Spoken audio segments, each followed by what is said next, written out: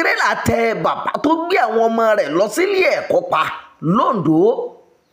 Ìṣẹ́jú kan péré ló wà láàrin ikú àti ìyè tí Yorùbá ń wí, kì í ṣe àwáwí asán rárá o. Bẹ́ẹ̀ lórí fún baálé ilé kan tó pàdánù ẹ̀mí rẹ̀ láàárọ̀ ọjọ́rú ọjọ́ kẹjọ oṣù kẹwàá ọdún 2025 yìí nípínlẹ̀ Ondo. Ọkùnrin tí kò tí ì sẹ́ni tó mọ orúkọ rẹ̀ náà já àwọn ọmọ tó gbé lọ sílé ẹ̀kọ́ sílẹ̀ tán ló pàdé ikú òjijì lọ́jọ́ náà o nílùú Àkúrẹ́. Àlàyé àwọn sojú mi kòró ni pé ọ̀kadà ni baálé ilé náà fi gbé àwọn ọmọ rẹ̀ lọ sílé ẹ̀kọ́, ó sì ti fà wọ́n lé àwọn olùkọ́ wọn lọ́wọ́ tán. Bó ṣe jíjú ọ̀kadà padà tó kọrí sí ọ̀nà ilé ní tírélà kan tí wọ́n ní eré burúkú ló ń sábọ̀ rún pa. Ẹnìkan tí ìṣẹ̀lẹ̀ sojú ṣàlàyé pé láàrin kádìjú káyà ní ìṣẹ̀lẹ̀ aburú ọ̀hún wáyé o.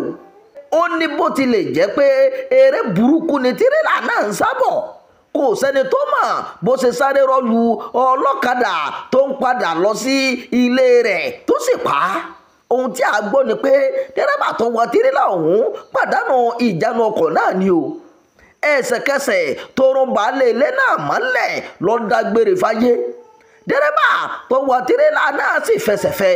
Lásìkò tí a parí àkójọpọ̀ ìròyìn yìí, wọn kò tí ì gbúròó rẹ̀ tàbí mú rárá o. Ìròyìn fún ti àkókò yìí kò ní jù báyìí lọ. Ẹ má gbàgbé láti darapọ̀ mọ́ ìkànnì Jígí Alára, ẹ máa bá wa pẹ̀ka, ẹ sì máa fi èròǹgbà yín sábàlá àríwúsí o. Ẹ kú kalẹ̀. Òrìṣà nílùú o, òrìṣà nílùú, ẹ má fojú di àdánù o. Òrìṣà nílùú o, sinimá titun ìlú ó ti jáde wá lórí YouTube. Ìkànnì Jígí Alára TV 24 lẹ ó ti rí wo àwòtún òní iṣẹ́ ńlá yìí. Sinimá titun ìlú multi-billion naira project lèyí yóò lágbára. Òrìṣà nílùú tó gbogbo àtàkùn kì í ṣọjọ́ gbà tó ṣàwọn gidi. Ìlú ní ṣàtọ́kùn eégún, ìlú ní ṣàtọ́kùn ṣá. Ìlú ní ti láti ẹ̀ṣẹ̀ máa yàn gàlú ìlú tó kọ̀ fọ́ agbára.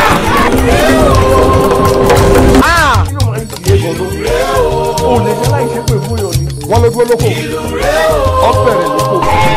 Ọ̀bẹ̀rẹ̀ ìdíje àkókò lójútó òkú adébáfún àjùmọ̀lá gbẹ̀nà tí ó dolóko láì bá tán.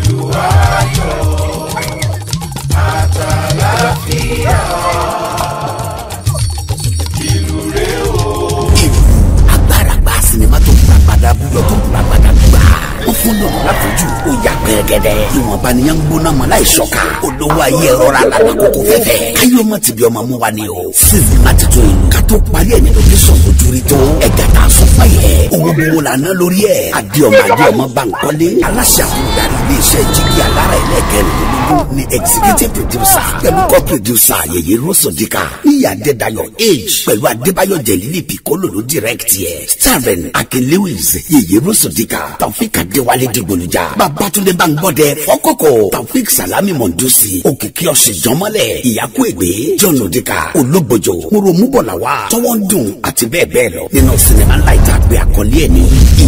Subtitled in English. Apá kìíní ẹ̀ máa jáde kásàgbà sórí YouTube lọ́jọ́ Wednesday September 24 ọdún yìí. Nígbà tá pákéjì ẹ̀ máa jáde lọ́jọ́ Friday October 24 ọdún yìí bákan náà. Ẹ̀kúnkún mẹ́rin tẹ̀ ní ìkànnì Jígí Alára kẹrin pẹ̀lú /Brazil TV. Ilé ara ní Jígí Alára. Ojúmọ́ kan ara kan ni gbogbo bá ṣe ń jí dára. Ara la fi ń ṣe. Sinimá tuntun ìlú lélẹ́yìí o. Ẹ subscribe sórí Jígí Alára kẹrin.